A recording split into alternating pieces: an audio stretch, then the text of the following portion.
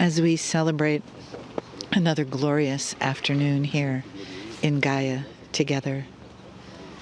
And we feel the energy of the earth, the energy of the air blowing through us, hearing the energy of the water, the bird life, all of the bounty of Gaia. And we feel the grace of her beauty.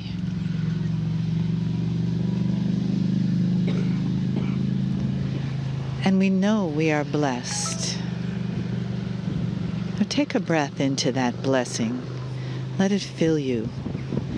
Feel yourself as a vessel of Gaia's energy and be filled up from the bottom to the top. Let her be one with you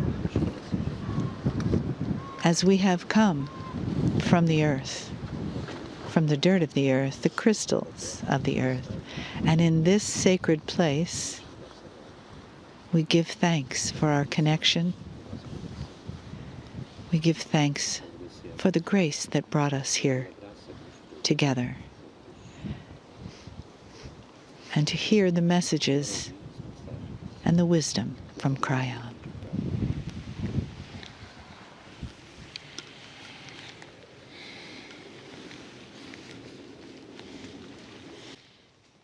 Greetings, dear ones. I'm Kryon of Magnetic Service.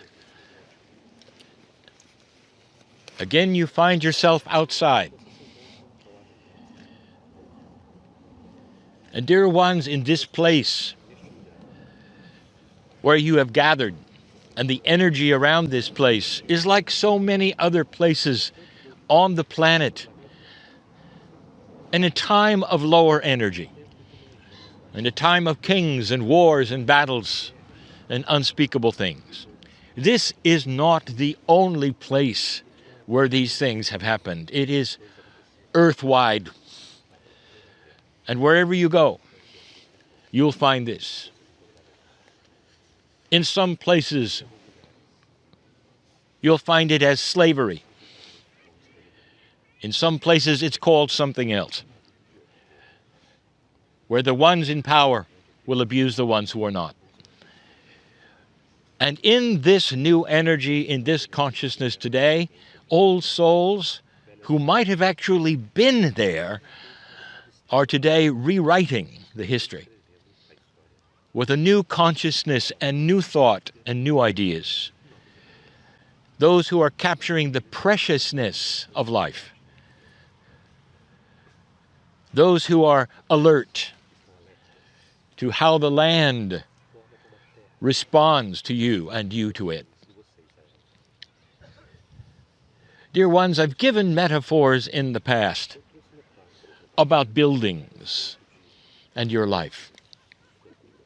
I want to take just a moment right now, not too long, to give you another metaphor, a similar one that we've given in the past. For you look at castles today. In other lands, you've looked at temples, but castles are a bit different. Let's metaphorize this. If you had to build your own personal castle, and it was esoteric, it was not physical, but it represented your life. Let me give you some hints on the foundation, the walls, and the roof, the ceiling. What would be your foundation? Something that would remain. Something that would be a free choice, but would remain. For the castle you build, dear ones, in your life, for your life, is a free choice castle. What would be the foundation, the thing that would not move, the thing that would support everything else in your life? And you would have to say, well, it is what I believe.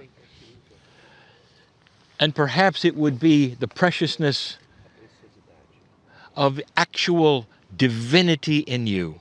God in you would be the foundation of your existence, of your castle, the place where you would live in all of your waking hours, metaphorically. And let's say that it was this foundation, this beautiful belief. What I want to say is this: no matter what you build on it, the foundation must remain. Belief is not something that necessarily then changes or goes to something else or is the belief de jour. It must be that which is grounded, for everything you build on it depends upon the foundation. No matter what, if you build your castle on shaky foundation, it will tumble from you. It will go into ruins if you then shift around a belief to a belief. And so you must be certain of the God inside, the divinity. And you must say to yourself, this is my permanent belief because it is right for me. And if you don't have that, dear ones, don't build your castle yet.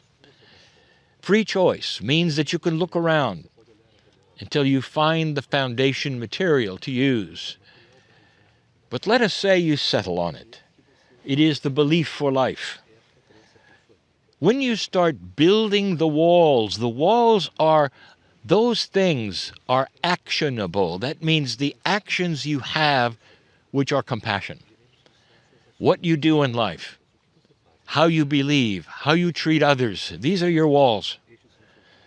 Because this is what people see. The people do not see the foundation. That is private, and that's for you. That's stability. But what they do see are the walls. Let the walls represent how you live. Let the walls represent what others see that is precious about you or good about you. Let the walls be you and not a facade of you. Let them be who you are.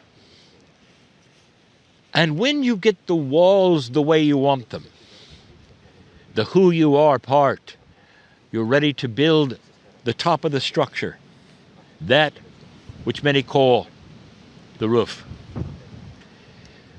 And this will be supported by your actions and will shelter you for the rest of your life. Let us build the roof out of compassion and love. The highest energies, you might say, that exist today, right where they belong, on top. And be aware of this, that if the walls are not strong, if your compassionate action is not strong, the building will collapse. No amount of compassion and love will survive if your actions speak another truth. This is the temple. This is the castle for the old soul, for the light worker. And there will be a time, dear ones, in history, after you're gone, where you become an ancestor. And those will look at your castle and say, this was good. And they will emulate you. Mother, father, sister, brother, let the children look at the castle you build and emulate it for the rest of their lives as well. This is the light worker's legacy. And so it is.